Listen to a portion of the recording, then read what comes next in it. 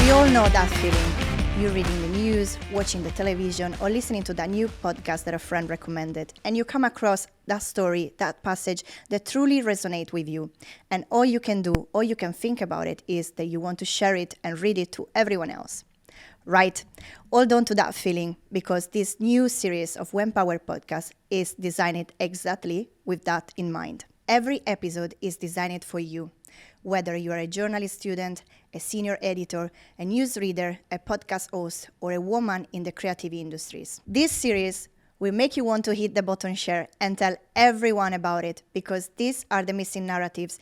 These are the stories of the women behind the news. They are sharing their journeys, dreams, challenges, and achievements with all of you to inspire you, motivate you, open up conversation, and challenge you as well. The perspectives that we put forward attract an audience similar to us, which is why we can't talk any longer about delivering news for the masses, that phrase that we hear.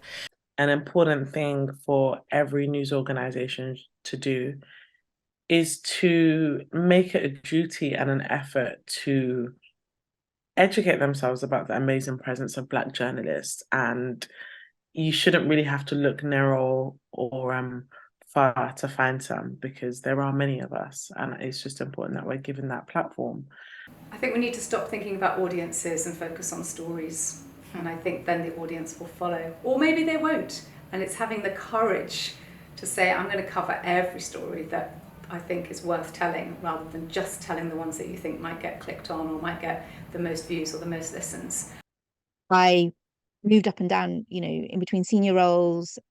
I had built up a really strong community, but it was time for me to figure out what I could do without being Dhruti Shah, BBC journalist. I wanted to know what else I was. And the thing is, when you're in an institution, it's very easy to become institutionalized. And having done a lot of those stories, so they did have an effect on me, I felt that I needed to find a little bit more about my own identity. So that's what happened in 2021. The fact there was a cost of living crisis, would I've thought differently about it? I would have factored that in further, I think, because working as a freelancer is not necessarily easy.